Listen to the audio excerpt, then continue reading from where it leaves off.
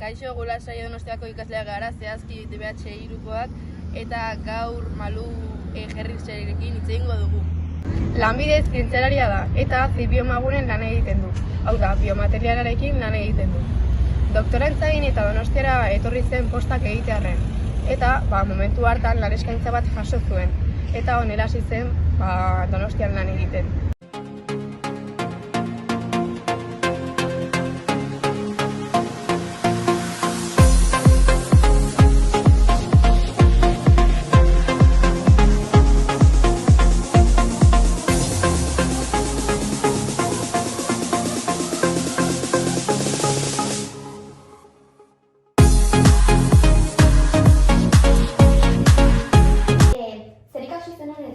Zer eraman zituen hori ikastea?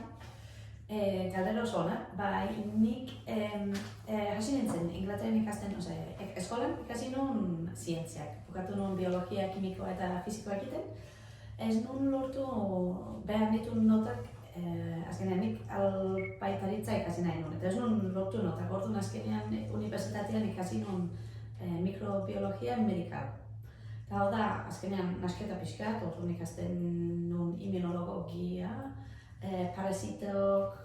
parasitori buruz, kimikoa, biokimika, gauz oso interesgarria, azkenean psikologia pixkat ere.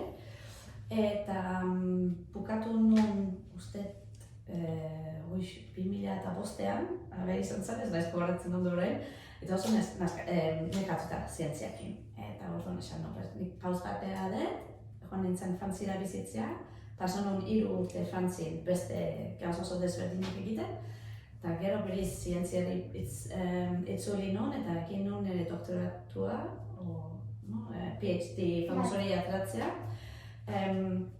farmaziako ikastola, farmazia eskola batean, Birmingham Inglaterrako unibertsitatea barruan. Eta han ikasi nuen nanopartikulei buruz, bereziki liposomak. Erabili genituen liposoma horiek txartuak egitea, tuberkulosis gaixotasunari aurka. Eta gaur egun zer dazkoa zuela?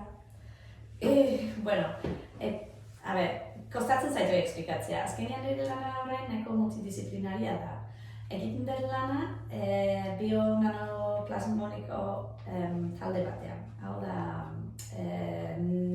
bere gai garrantzitsuena da nanopartikulak, eta nola erabili dizkigu nanopartikulak beste gauzak lortzeko. Adibidez, diagnostiko tresna bat, irudiak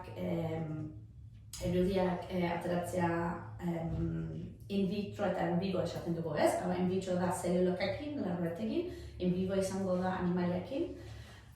Gaur egun erabiltzen ari gea zelularen modelo bat. Erabiltzen dugu modelo hori minbiziko tumorak replikatzeko larruetekin, eta ikusi nahi dugu nola dago zelularen eta ez-zelularen interfazea, eta ikusi nahi dugu nola formatzen du tumorea, nola